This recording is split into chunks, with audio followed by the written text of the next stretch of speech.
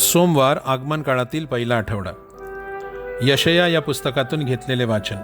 परमेश्वराचा अंकुर शोभिवंत आणि तेजस्वी होईल. भूमीचे उत्पन्न इस्रायलच्या बचावलेल्या लोकांना वैभव आणि शोभा देणारे होईल. सियोनेत उरलेल्या यरुशलेमेत शेष राहिलेल्या ज्या प्रत्येकाचे नाव यरुशलेमेतील जीवन पावणाऱ्यांच्या यादीत लिहिले आहे त्या प्रत्येकास पवित्र म्हणतील.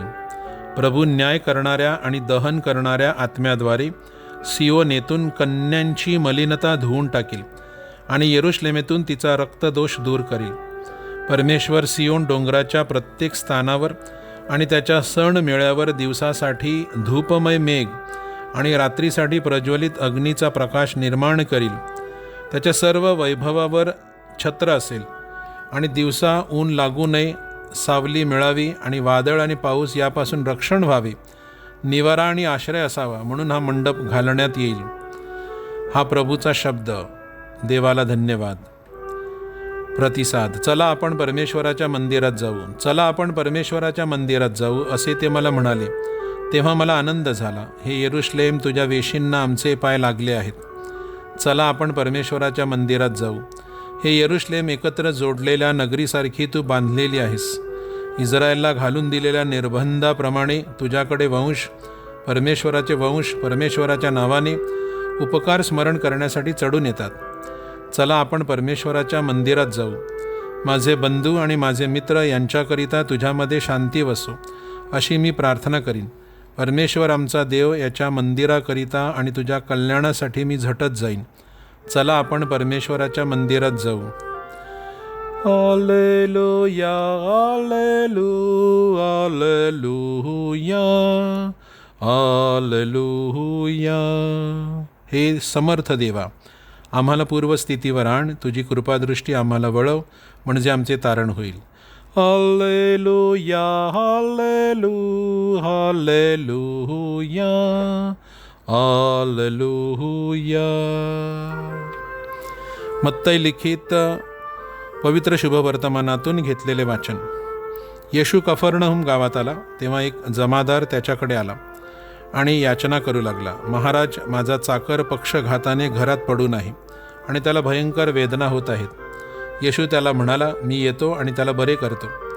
पण तो जमादार त्याला म्हणाला, महाराज, आपण माझ्या घरी पायधूळ झाडावी एवढी माझी योग्यता नाही. आपण एक शब्द फक्त उच्चारा म्हणजे माझा चाकर बरा होईल. मी एक हुकुमाचा ताबेदार आहे. माझ्या हाताखाली सेवक आहेत. एखाद्याला मी जा म्हणालो की तो जातो, दुसऱ्याला ये म्हणालो की तो येतो. चाकराला म्हटले हे कर की तो ते करतो. हे ऐकून येशूला आश्चर्य वाटले आणि आपल्या मागे येणाऱ्यांना तो म्हणाला, मी तुम्हाला खरे सांगतो, एवढी जबरदस्त श्रद्धा मला इस्रायलातही आढळली नाही. मी तुम्हाला सांगतो, पूर्वेकडून आणि पश्चिमेकडून अनेक जण येतील आणि अब्राहम, इसहाक आणि याकोब यांच्याबरोबर स्वर्गराज्यात पंगतीला बसतील.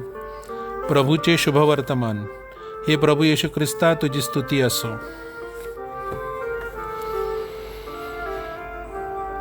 रोमन साम्राज्याच्या आमदानीत शताधिपती हे एक महत्त्वाचे पद होते. शिपाई कामगार यांच्या हाताखाली असायचे. त्या काळी हे शताधिपती यहुदी लोकांवर हुकूमत गाजवीत. मात्र आजच्या शुभवर्तमानातील हा शताधिपती फार निराळा होता. त्याला ठाऊक होतं की यहुदी लोक परराष्ट्रीयांच्या घरी जाण्याअगोदर स्वच्छतेच्या रूढी परंपराचे पालन करीत. म्हणून तो प्रभूला म्हणतो, महाराज, आपण माझ्या घरी पायधूळ झाडावी एवढी माझी योग्यता नाही. या शताधिपतीपासून काही गोष्टी शिकूया. हा शताधिपती येशूवर हुकूम न गाजवता आपली विनंती अगदी नम्रपणे येशू पुढे ठेवतो. ह्या शताधिपतीचे त्याच्या चाकराविषयी असलेले खरे प्रेम. सहसा शताधिपती आपल्या चाकरांना तुच्छ लेखीत, पण हा शताधिपती मात्र आपल्या सेवकासाठी येशूकडे दया याचना करत असताना दिसतो. त्याचा येशूवर असलेला विश्वास आणि त्याची येशूवरील अवलंबिता ही वाखाणण्याजोगी होती. त्यांची ही श्रद्धा पाहून येशू आश्चर्यचकित झाला. शताधिपतीच्या श्रद्धेची त्यांनी वाहवा केली. त्याच्या श्रद्धेमुळे आणि ठाम विश्वासामुळे प्रभू येशूने त्यांच्या पक्षघाती सेवकास लांबूनच बरे केले.